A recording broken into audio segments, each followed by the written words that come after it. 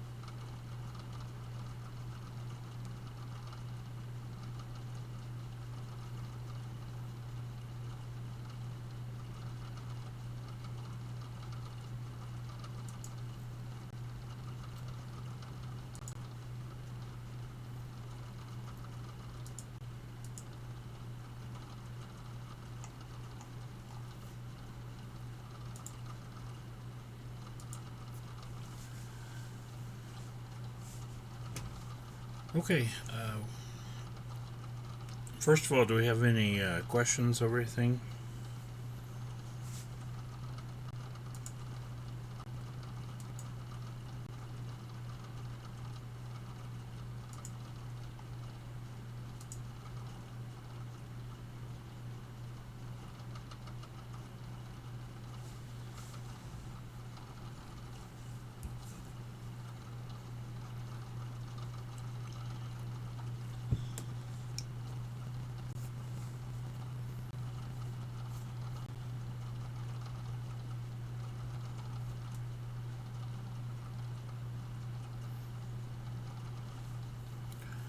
Hopefully, the 8.2 stuff that we talked about last time is making more sense, and everyone's feeling a little bit better about that.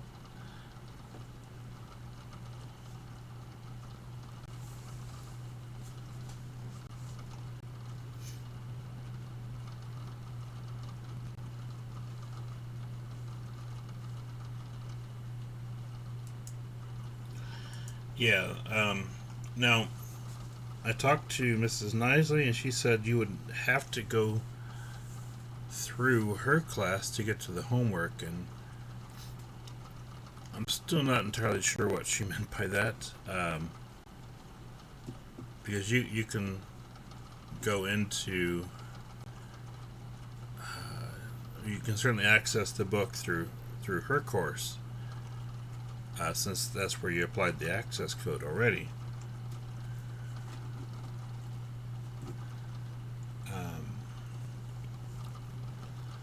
But yeah, I don't know how that's supposed to help you get into my class, into my part of Pearson, and look at the assignment. Well, I appreciate that, James. Um, Juan, you said you had some questions.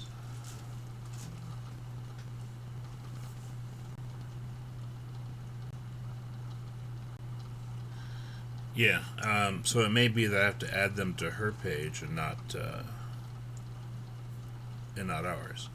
So that is something I'll look at. I'll email her again, see if she can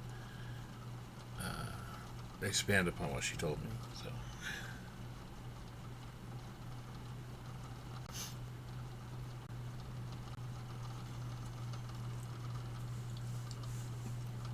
Yeah, so don't worry about the assignment right now. As far as the due date, would like us to look at the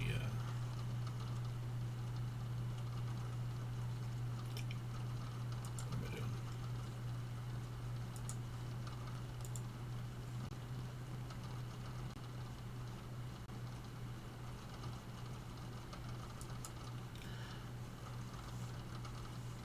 Oh no, you don't need a separate access code. That's not going to be necessary. I'm not going to force y'all to do that. So.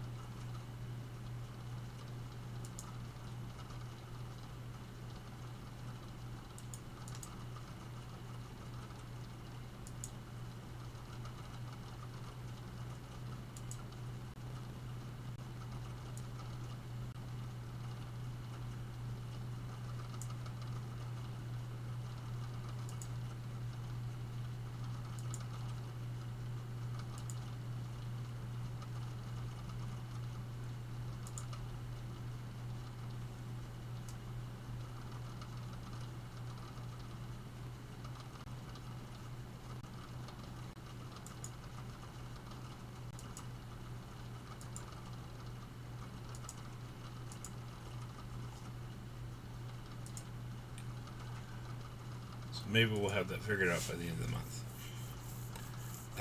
Questions 69 and 71.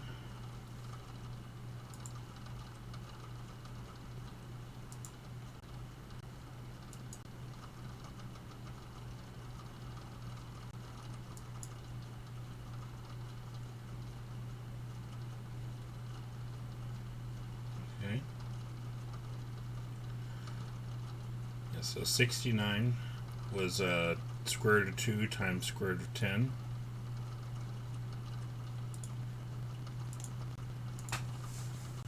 Okay.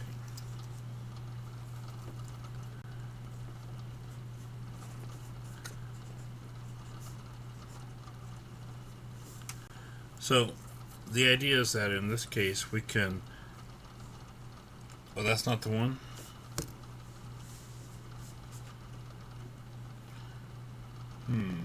Is that similar enough that you think it would help, or do you remember what the specific problem was?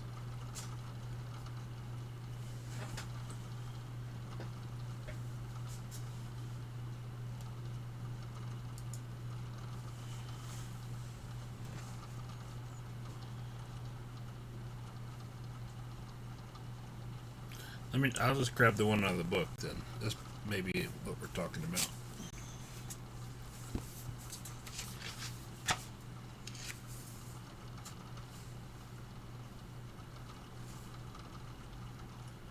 Yeah, the one in the book was square root of 5, square root of 15. Yeah. You know, what happens is with my math lab is that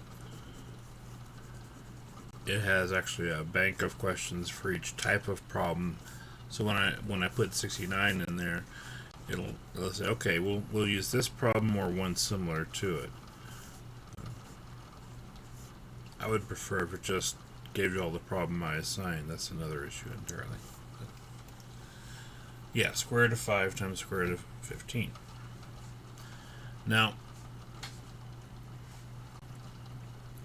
we know that when we have a product of two roots, if we have two roots multiplied together here, we can combine that into a single radical. We'll say the square root of 5 times 15, and we'll go ahead and multiply that out. It comes out to be square root of 75. Now, we still need to simplify this expression, because even though now we have a square root of just one number, it's not simplified because they're inside of the 75. 75 is not a perfect square, but it contains a perfect square as a factor. Let's look at some of our perfect squares.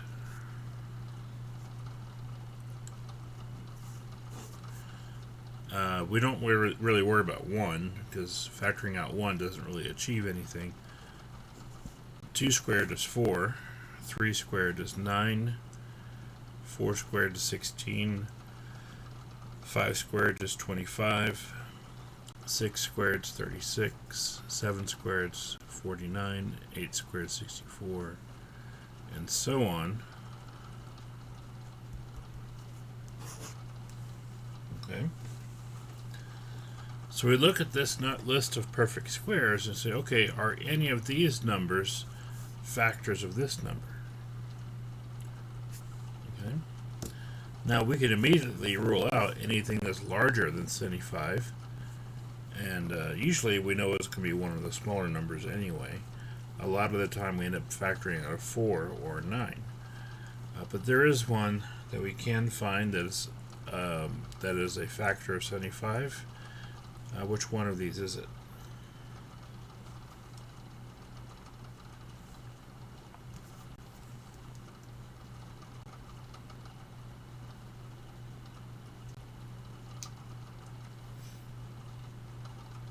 Right, it'll be 25, because we know 75 is 25 times 3.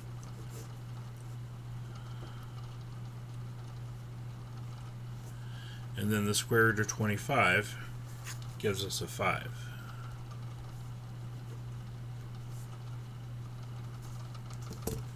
Okay, and so that's what we're ultimately looking for there, is going through and simplifying this expression as best as we can.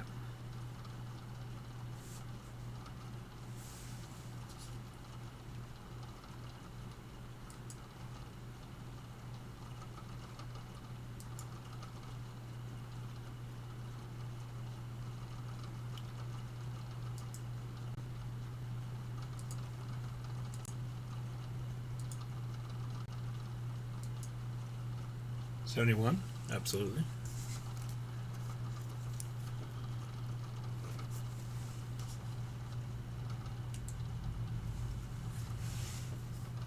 Okay. Now number 71 is the square root of 50 minus the square root of 72.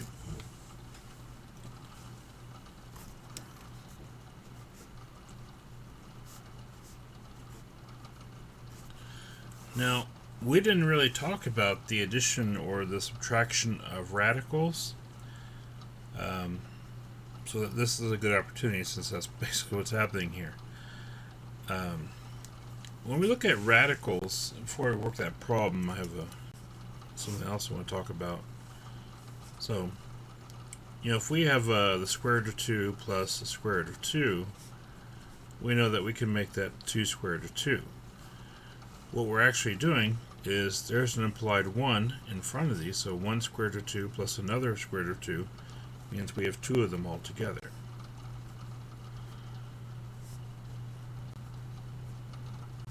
So for instance, if we have 2 square root of 5 plus 7 square root of 5, that is 9 square root of 5.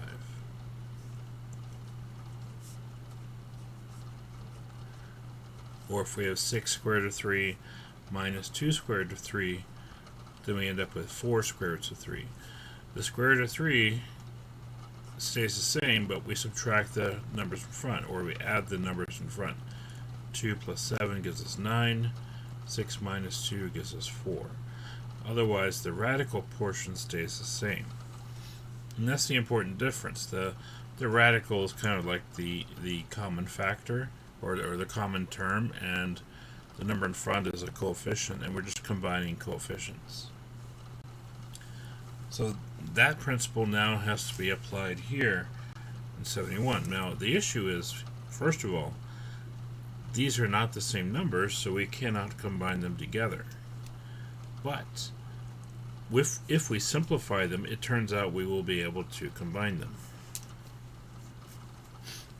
Now, which perfect square is a factor of 50? Well, we know that's 25 again, so it's 2 times 25.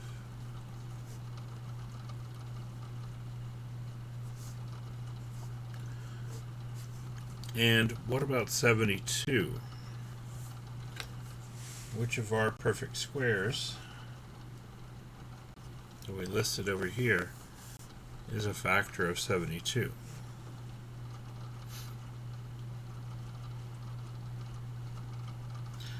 9? Yeah, we know 72 is 9 times 8.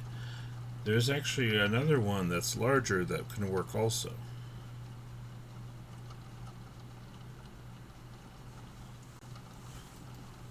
36, right. Yeah, this is actually 2 times 36.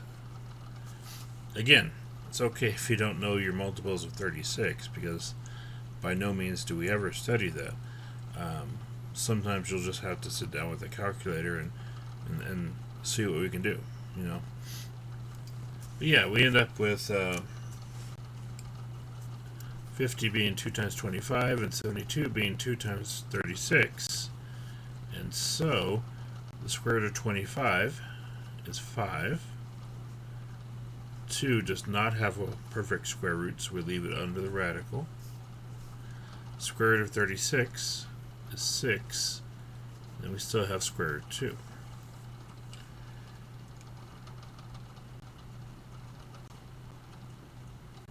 Can you see them okay, Mary?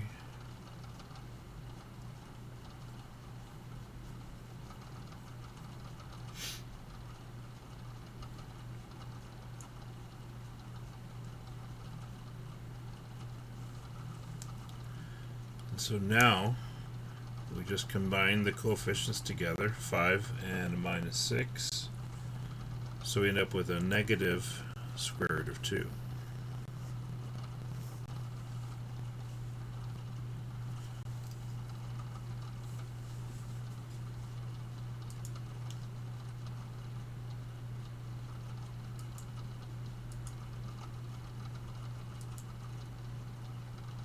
Okay.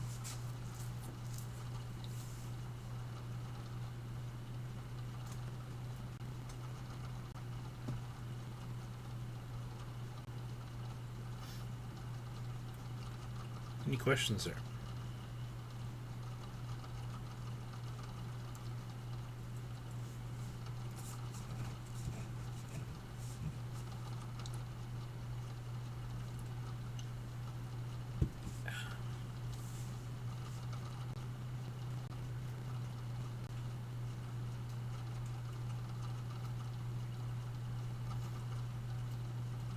Yeah, and if you do need to use your calculator, that's fine. Just to sort out, you know, how we're splitting that up. Actually, some calculators will probably go ahead and do this for you and get it down to here, depending what mode it's in. So that's also helpful. 37.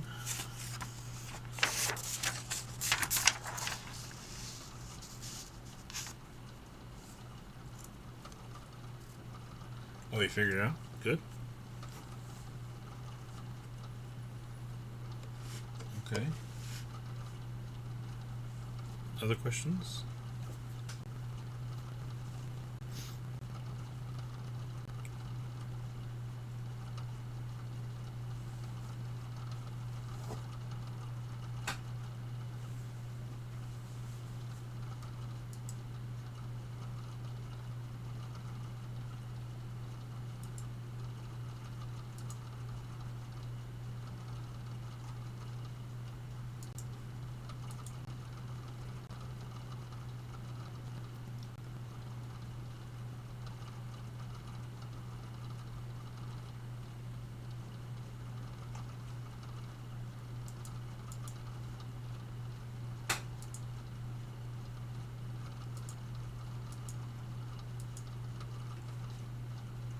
Okay. Anything else? were there still concerns about working with exponents? I know we had some concerns expressed last time about that.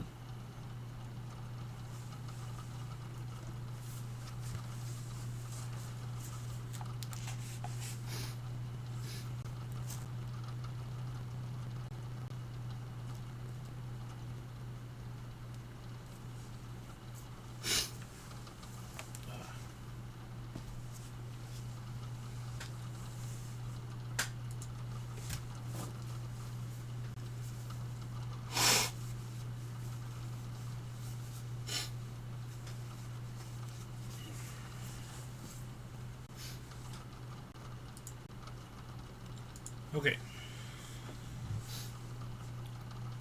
Let's see.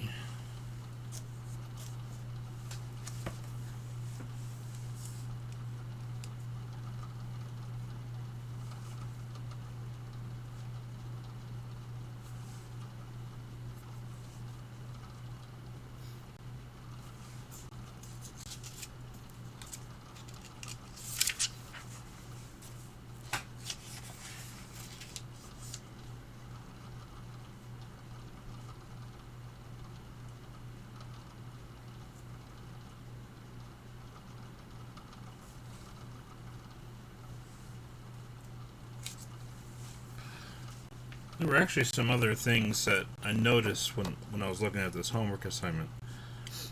There were some problems I did not ask because we hadn't covered that material yet.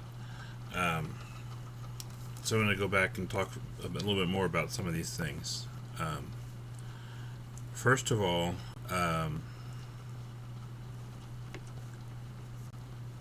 if we have a zero exponent, for instance, if we want to find 5 to the 0, this one's a little strange, but the rule is anytime we have something raised to a power of 0, the result is 1. So 5 to the 0 power would be 1.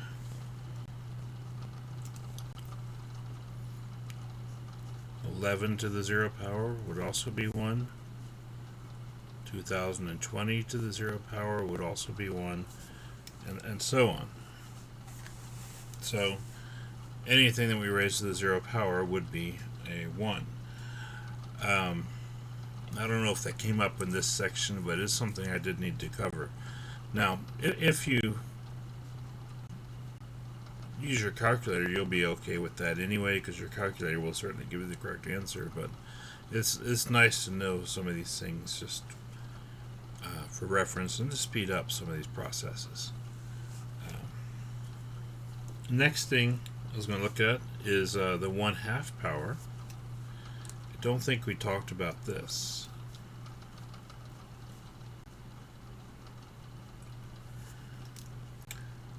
Well, I'm going to investigate a little further because Mrs. Nisley said you should be able to access through her class.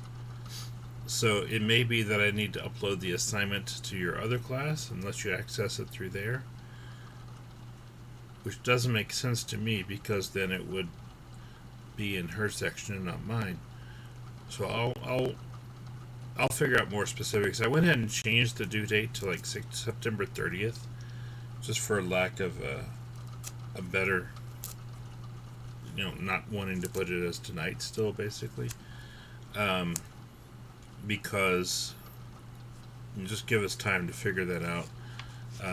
So once I get that figured out, I will be sure to let everyone know.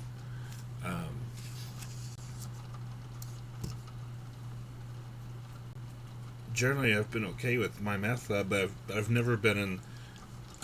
This is actually my first time teaching a course where I'm in conjunction with another teacher, where the other teacher has the main course and I'm the one teaching the support course. Usually for me it's been the other way around, so I haven't had to worry about that. So this is new to me, so I'll make sure I get that figured out, and as soon as I do, I'll let everyone know what we have to do to proceed. Yeah. But right now I went ahead and changed the due date to September 30th just to get it out of the way. So it's not like showing up as a massive alert on your calendar or anything.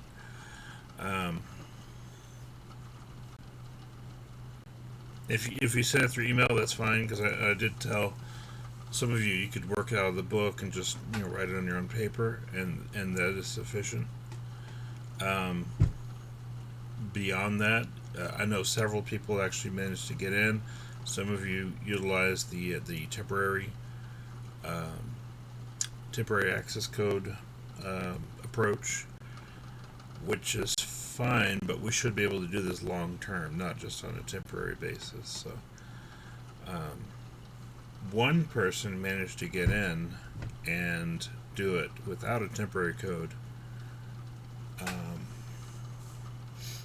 I don't see her in the chat though, so I'm not quite sure what she did. So I'm also waiting to hear back from her.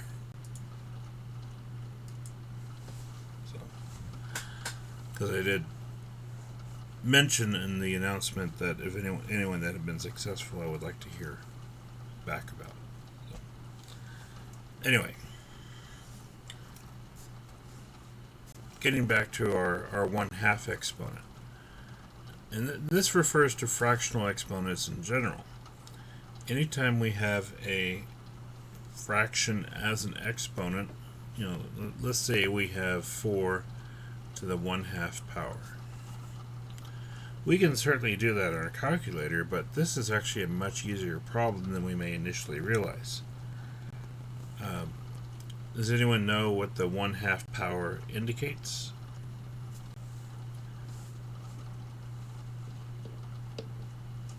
What specific operation that refers to?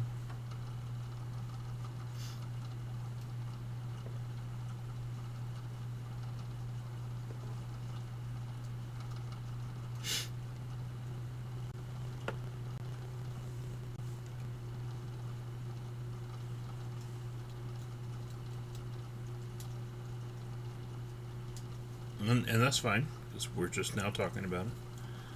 4 to the 1/2 power is actually the square root of 4. So 1/2 power is equivalent to taking the square root of that number. So in this case, it'll be a 2. So anything to the 1/2 power represents a square root. In general,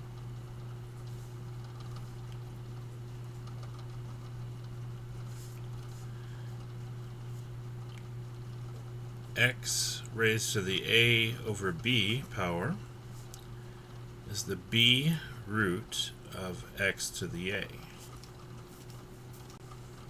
Okay? So whatever number is on the denominator is actually the root that's being taken, and the numerator is still considered the exponent. So for instance, if we said 8 to the 2/3 power, that is the cube root of 8 squared, or we could also write it as the cube root of 8 in parentheses squared. So the square could actually be applied here or here, either inside the root or outside of the root. But whenever we have a 2/3 power, both of those things have to happen: the second power and a third root.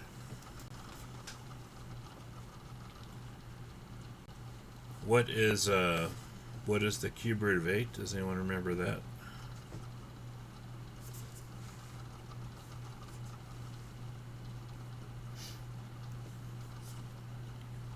Two. Good.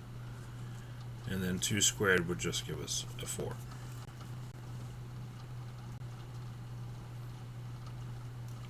Or we could make 8 squared 64, and then the cube root of 64 is still 4. So it works either way. Usually it's easier to make this number smaller and then raise it to a power to make it larger again, rather than make it really large and then make it smaller.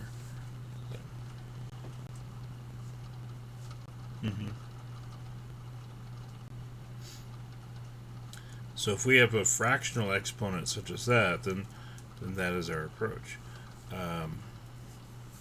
What would be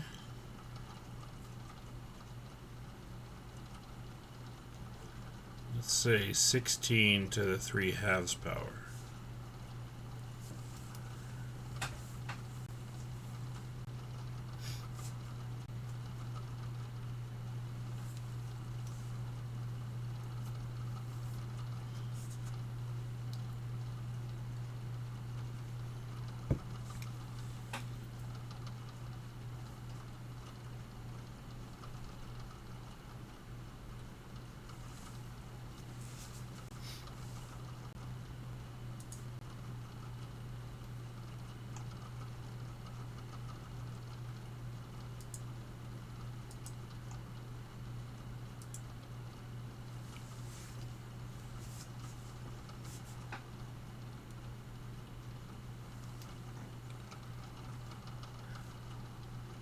Oh, yeah. So you said second root of 16 to the third is what it sounds like, or what it appears to be. I wanted to the actual answer once all that's worked out. But yes, it is the square root of 16 to the third. Now, if it's a square root, we don't actually have to write the 2 here. We can just write the square root symbol because the 2 is implied in this case.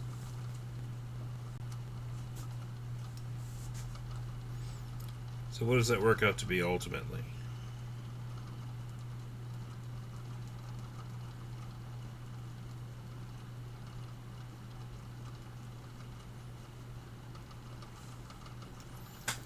And there's different ways that we could do this.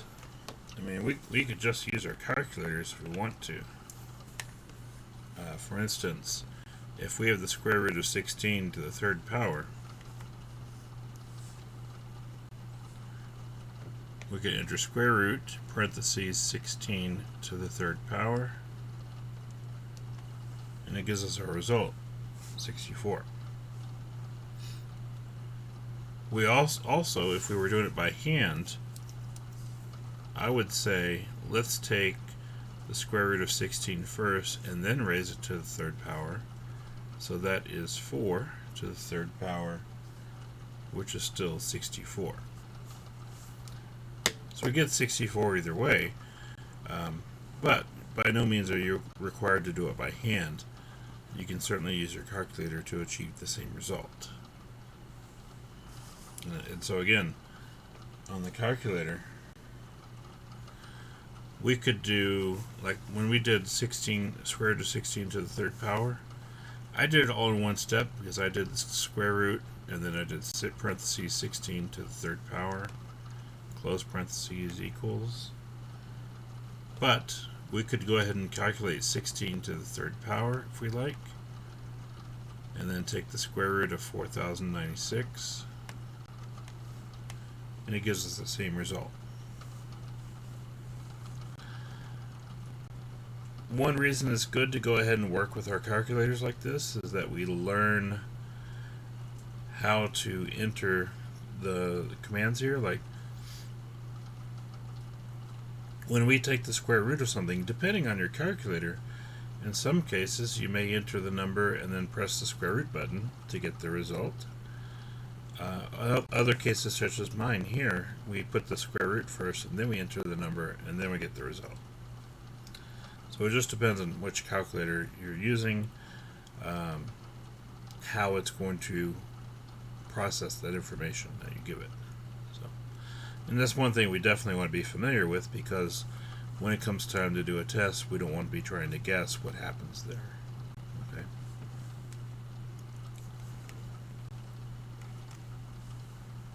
All right. So that's our fractional exponents.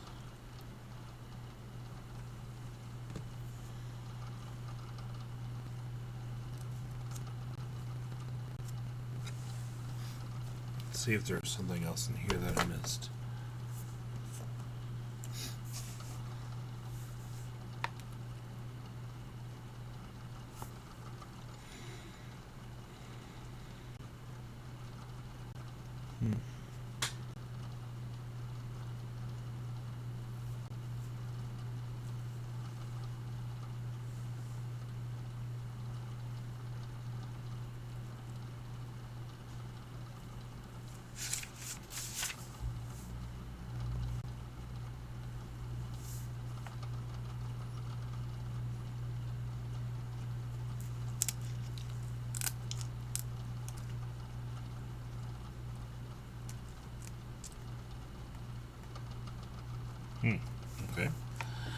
I think that's what all I want to cover there. Let's see. So we went through all the properties of exponents. We talked about roots and radicals and applications thereof.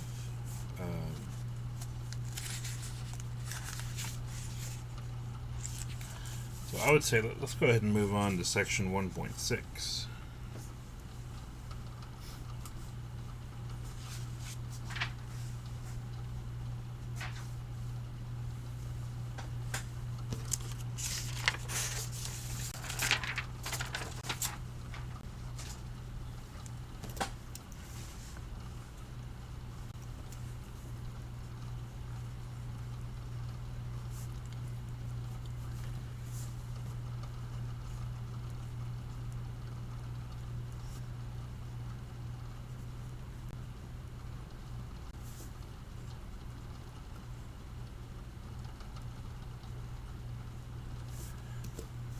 Section 1.6 is on first degree equations.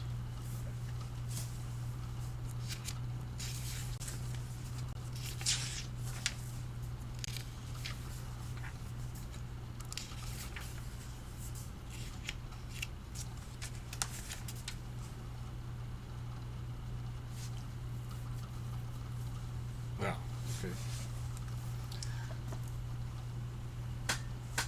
I mean, this may be super easy for everyone already, but I mean, we'll go through the basic concepts. Now, when we say first degree, sometimes we also refer to this as linear equations, and that's because the graphs of these equations end up being straight lines when we sketch them. I don't think we're going to do any graphing in this section, or this chapter for that matter, so don't panic, first of all. But there will be times in this course where we do have to graph. When we do our linear programming, I forget which chapter that's in, but I believe we have to graph as part of that.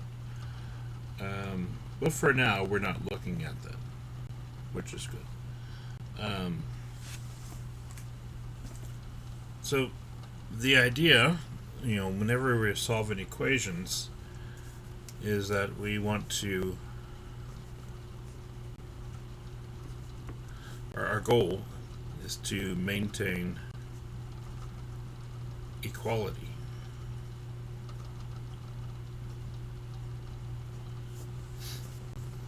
And the principle is that whatever operation we apply to one side of the equal sign, we apply the identical operation to the other side of the equal sign.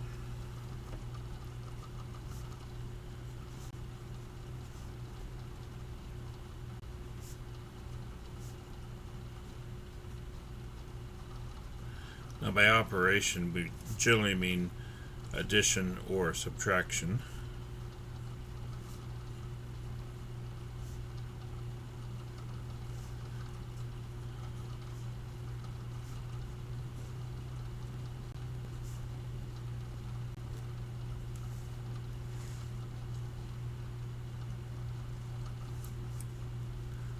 So that we apply the same operation to the other side.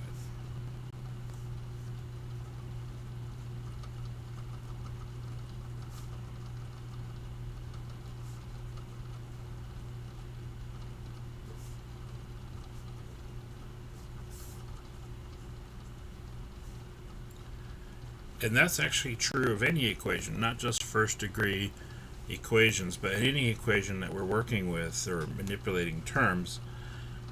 We want to make sure that we always, whatever we do to one side of the equation happens to the other side of the equation also. That way we can maintain the equality and therefore mean that the answer that we get at the end is actually correct. Now, with first degree equations, that means we're just going to be working with one variable. That's what first degree means, is the number of variables we're working with.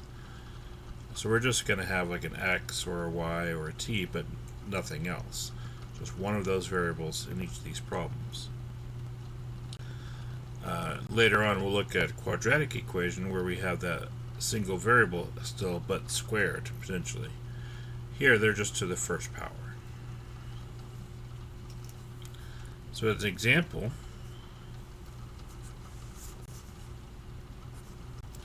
let's look at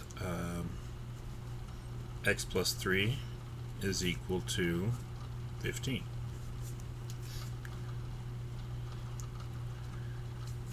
Now, we want to, in order to find the value of x that makes this equation true, we need to get the x by itself.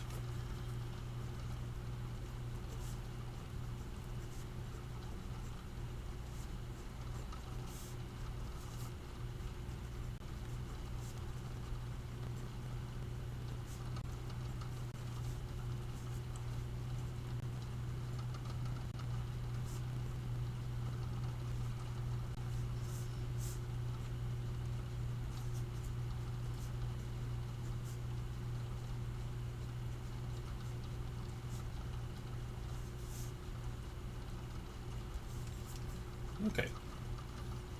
And so right now we have x plus 3. Now our principle is that if we want to get rid of a positive 3, then we have to do the opposite. And so in this case we'll subtract a 3 from both sides. That's correct. So minus 3 here, but again, in order to maintain equality, we'll minus 3 on the other side as well. And so that leaves x by itself because the 3's cancel, and it'll just be equal to 12. So x equals 12 is our answer then.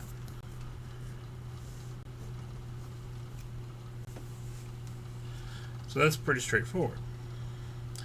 But anytime we need to cancel something out, we do that by applying the opposite. The opposite of adding 3 is to subtract 3.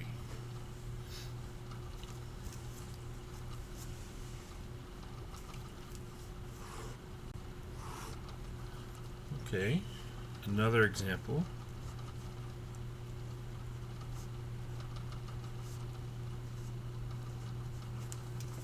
Two x minus 7 equals 5. There's two steps that need to take place here. Myself, I generally prefer to do the addition or subtraction first. Basically get the term that has x by itself before we get the x itself alone. So that means we'll have to take care of the minus 7.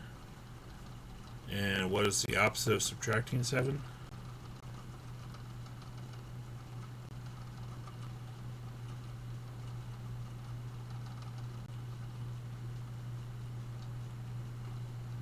Adding. Good. So we'll add the 7. Again, on both sides. Now that leaves us 2 times x equals 12. Now, we want to get rid of this 2 that's multiplying the x, so again, the opposite of multiplication, what would that be?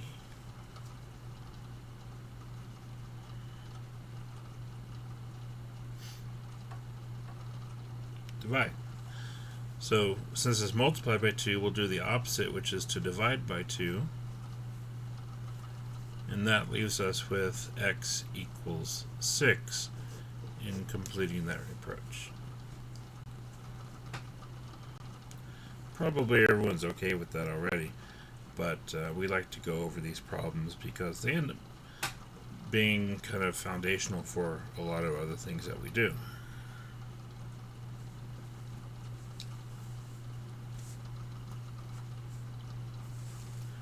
Okay. Now,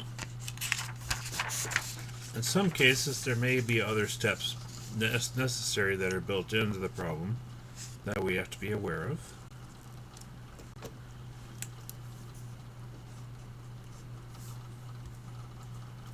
For instance, if we have a situation such as this,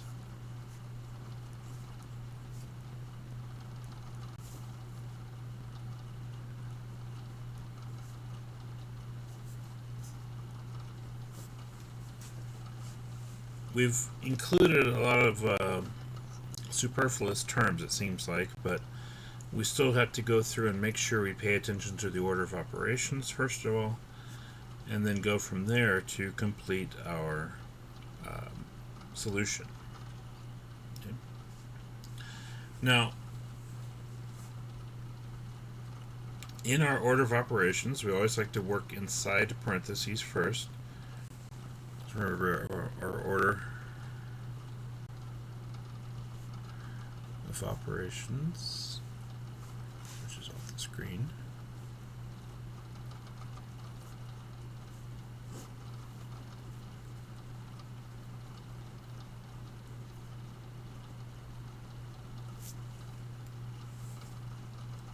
Okay. And so we look at parentheses first. Now, there's nothing happening inside those parentheses, so we don't really worry about x minus 5, but what's more significant is what's multiplying. After we do parentheses, exponents, we don't have any exponents, and then we look at multiplication and division next.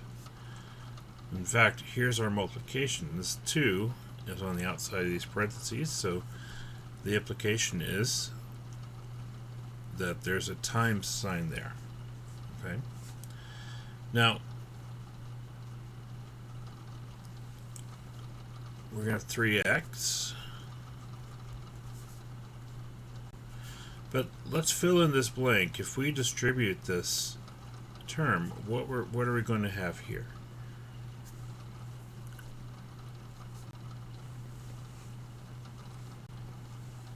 That was meant to be an asterisk, by the way.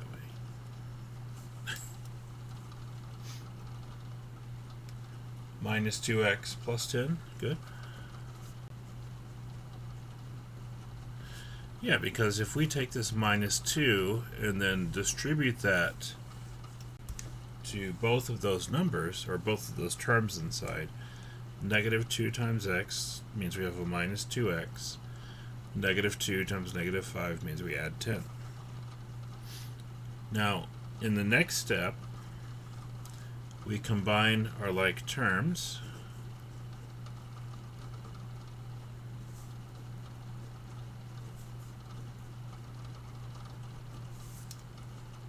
Okay. So we have two terms that both have x's in them, so these are considered like terms. Specifically, they're to the same exponent. So if they had different exponents, they would not be considered like terms, but because they're both just plain x's, we can take 3x minus 2x, and that would be 1x, which, again, we don't have to write the 1 if it's 1x. We can just write x, because the 1 is implied in that situation. 10 and 7 add up to 17. So notice these are on the same side of the equal sign, so we just combine them as normal. Okay, we don't have to subtract one from the other, or one from both sides. Since they're on the same side of the equal sign, we can just combine them normally. Okay. Finally, we get to a point where we do have to take some kind of operation and apply it. Again, to get x by itself, we'll just need to subtract the 17. So x would be negative 14 in this case.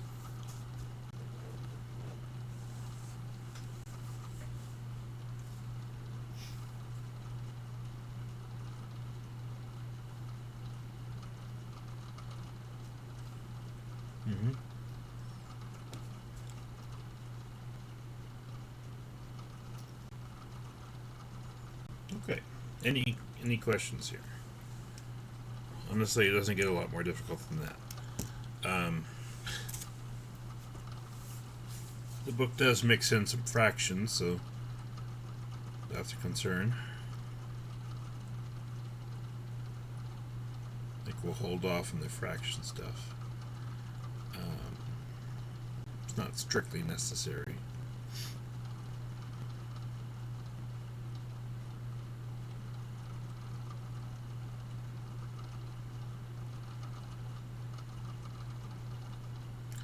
I don't know. Let's go ahead and do number 14 on page 50.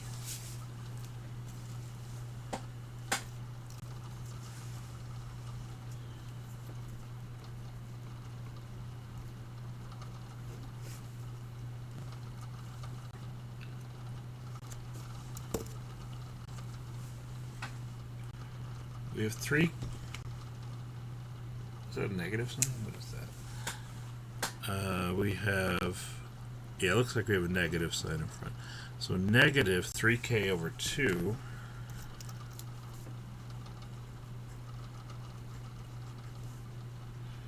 plus 9k minus 5 over 6 equals 11k plus 8 over k.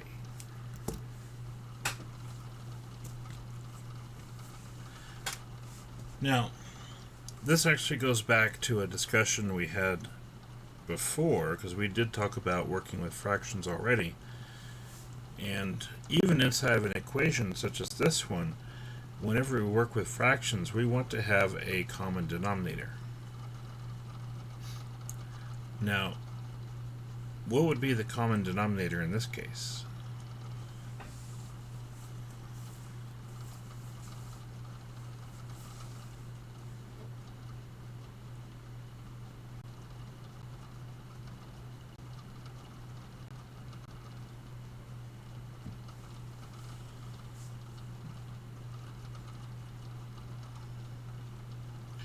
Six, not just 6 though. There's a little more to it, because we actually have a variable present also.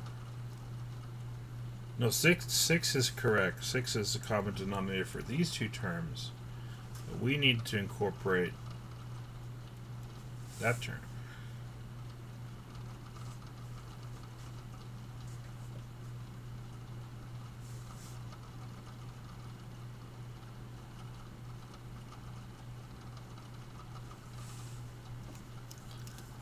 So our least common denominator is actually 6k. So 6 takes care of the constants, and we need k to be part of it since we have k as one of our denominators.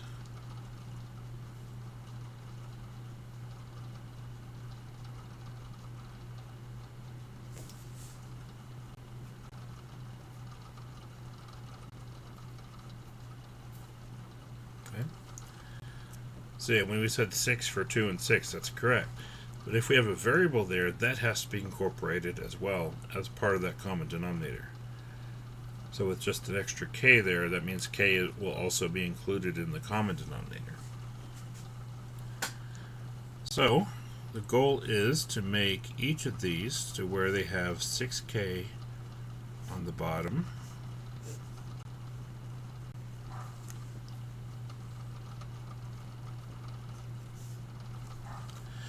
So that means this first equation will have to be multiplied by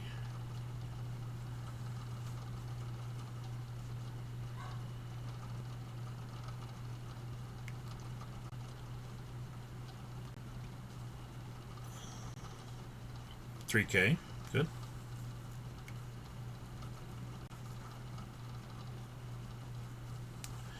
And what is 3k times 3k?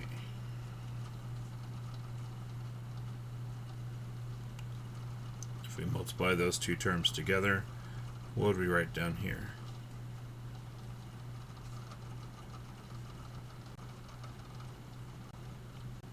$9k squared, right? We know 3 times 3 is 9, of course, and then k times k means we'll have k squared. Because both of those are k to the first, and our rule of exponent says if they have the same base k, then we add the exponents. So 1 and 1 makes 2. Okay, now for the second term we have a 6 and we want to make it 6k, so we need to multiply by k on top and bottom. Now when we have more than one term here, whatever we multiply by to get the common denominator is then distributed to both of those terms. So we end up with k times 9k, which is 9k squared, minus 5 times k, so minus 5k.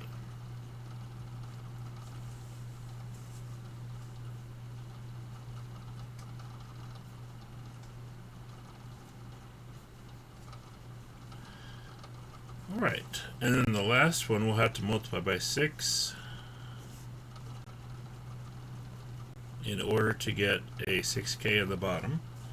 What will be the numerator in this last term?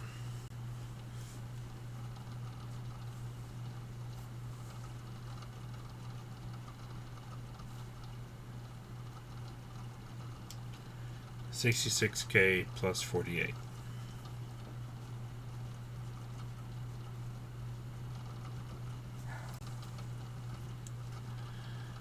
Okay.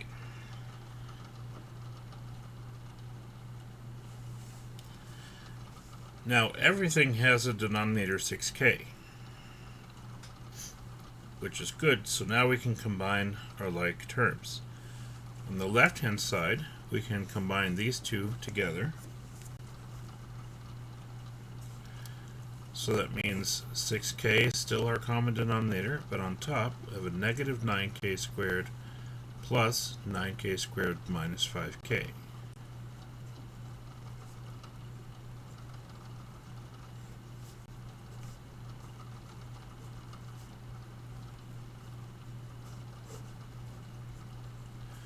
Okay, and we see that the negative 9k squared plus the 9k squared, that's going to cancel out.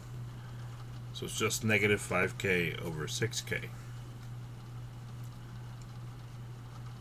Alright. Here's the great thing about equations with fractions. In an equation,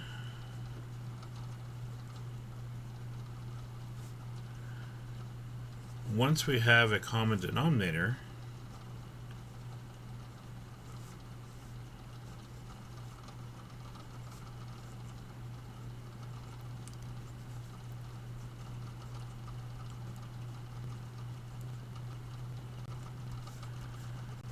we can effectively get rid of it by multiplying both sides of the equation by the common denominator.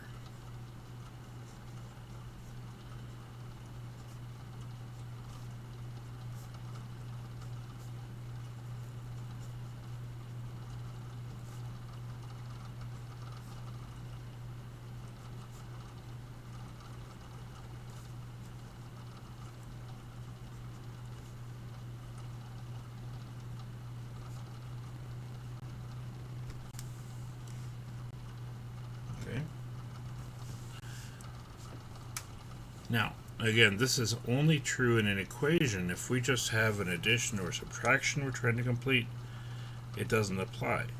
But as long as there's an equal sign that we're working with here, that means that we have 6k on the bottom of both terms. Let's multiply 6k by the left-hand side and multiply 6k times the right-hand side.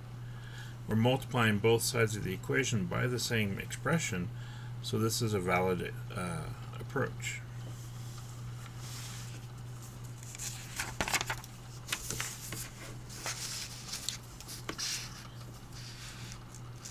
Okay, so we take 6k times the left-hand side. We can, right, as long as we have an equal sign, we're working inside of an equation, we can multiply both sides by the same term, and this is a valid approach.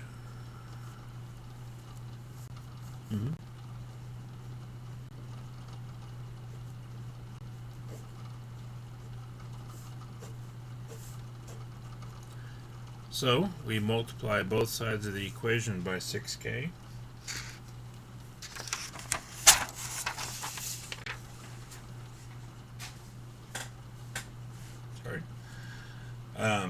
And what happens is the 6k cancels out the 6k on both sides.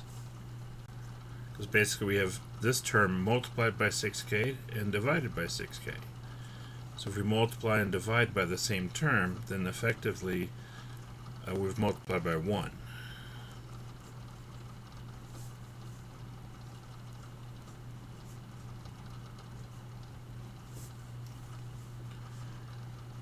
So finally we arrive at an equation where we no longer have a fraction, we just have a linear equation to solve. let's go ahead and subtract the 66k.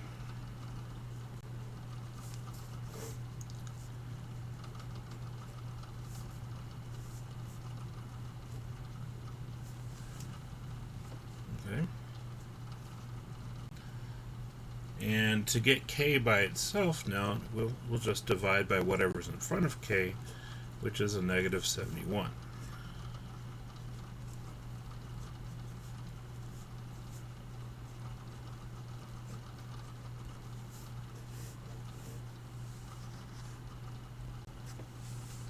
Okay. Now you'll notice that we took a positive number divided by a negative. We know the result is negative. Generally speaking, we don't put a negative in the denominator, though. We tend to write it next to the fraction if it's negative, and sometimes we can put it in the numerator instead. We prefer that to the denominator just to make it a little bit easier and more consistent to work with overall.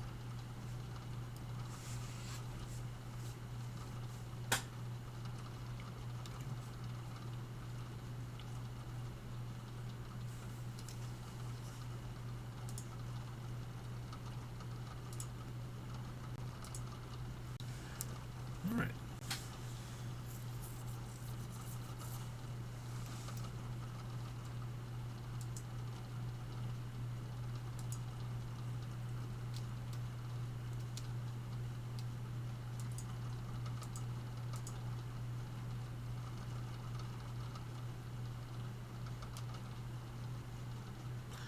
Yes, go ahead, Juan.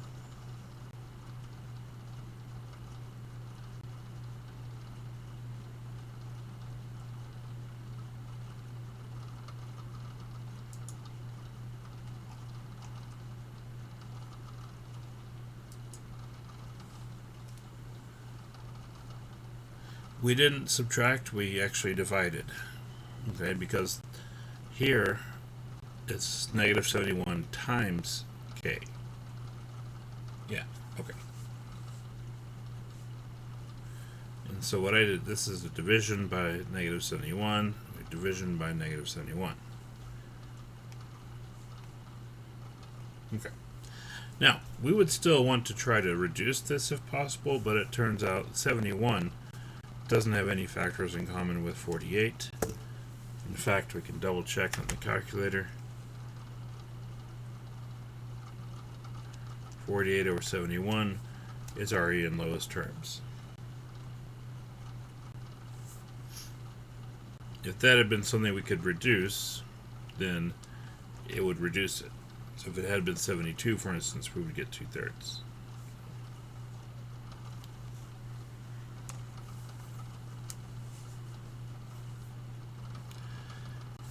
Now, we talked a little bit about order of operations. I want to go a little bit further with that.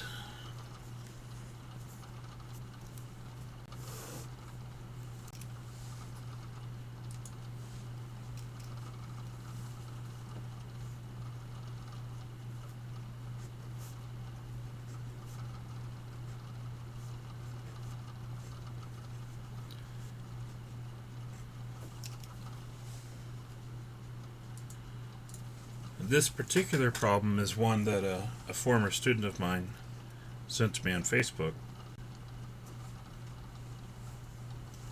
and they were wondering what would be the answer here. And again, we're still using our standard order of operations, but there is a trick happening here that we have to be aware of in order to work it properly. First of all, what do you all think the answer is?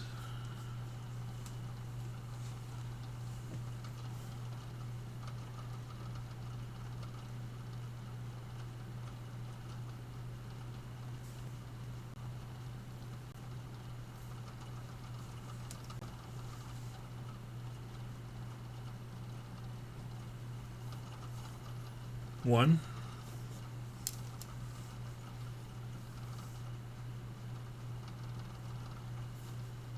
I got your coin.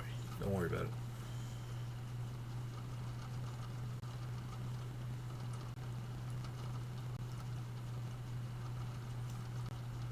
1. Well, it turns out 1 is not the answer.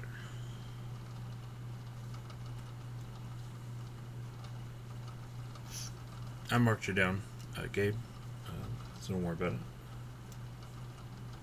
One of the things I can do on my end is I can look and see who's actually in the chat, even if you're not participating. It just makes it easier on me if y'all do participate in the chat. And honestly, that's the intent of a interactive class.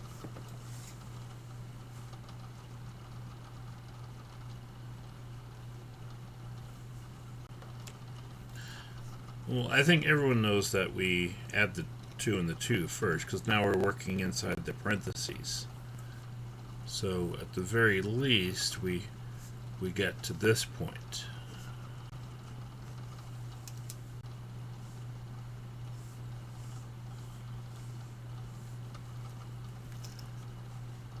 But then we took care of parentheses. There's no exponents. Next, we're looking at multiplication and division. So we have multiplication and we have division. And what the trap that a lot of people fall into is that they think, okay, PEMDAS, multiplication's first, so 2 times 4 is 8. Then we do our division. 8 divided by 8 is 1.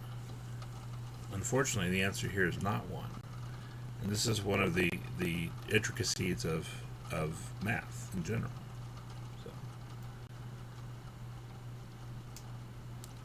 The actuality is that when we have multiplication and division, they're considered to be equals. Okay? So when we have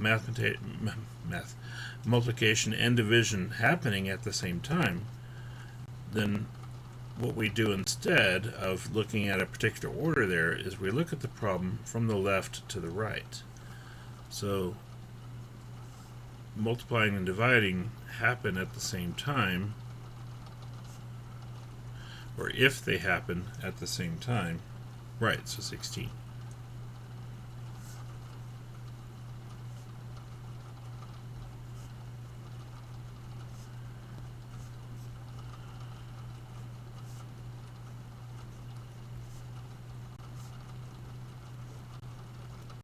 So basically we end up just doing these in order. So we'll do the 8 divided by 2 first, which gives us 4, times the other 4, which gives us 16.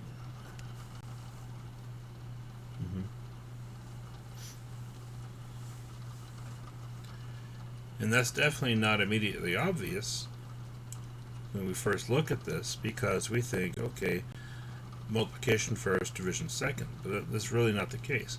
And actually, the same rule applies with addition and subtraction. It's just harder to mix that up. This is the main time that we have this difficulty, is multiplication and division.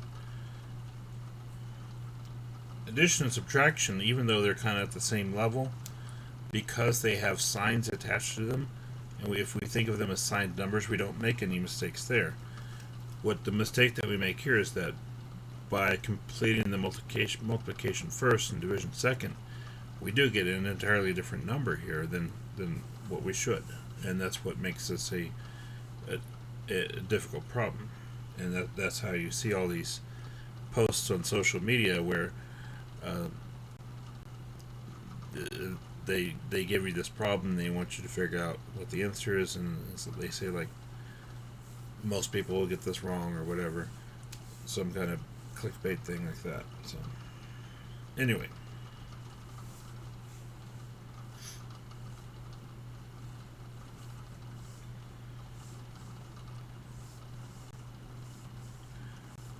do y'all usually struggle with that type of question? Not really struggle. I don't know if struggle. Does it usually trick you?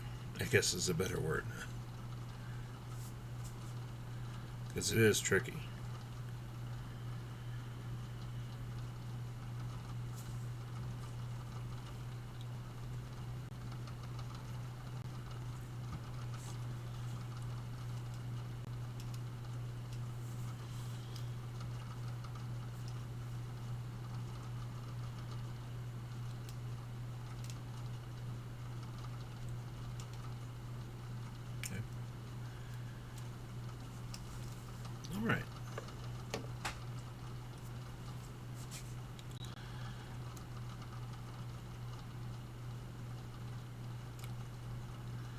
Do you have any questions over anything so far?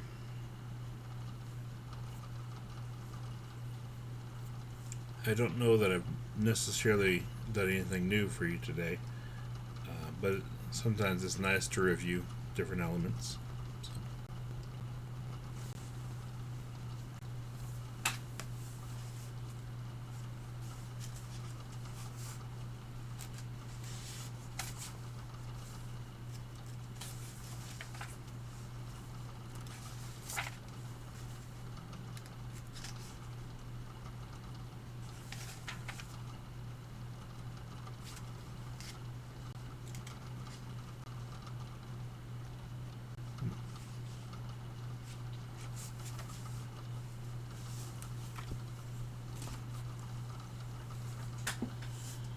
All right.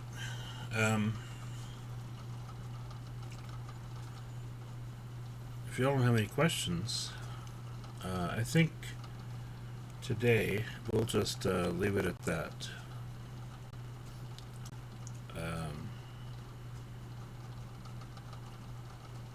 So let's just stop right there. A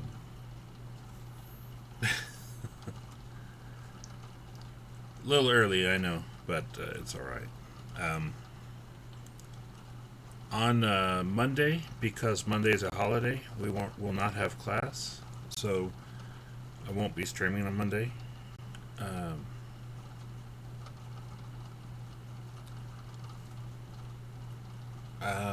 as far as homework goes, I don't have any more for you right now. I'd rather at this point just focus on your homework for the regular class. But if you do have questions, please send them along. Um, anything that we covered today, for instance, if you're not quite sure about something, if you're thinking back to the lecture, then or you're looking back over it, feel free to email me. And like I said, I'll work on that whole thing with my lab or my math lab. So anyway, again, Monday's holiday, so no lecture that day. So I will talk to you again next Wednesday. And I hope you all have a good rest of the day, and hope you don't have to work too hard this weekend. So, y'all take care. I'll see you then.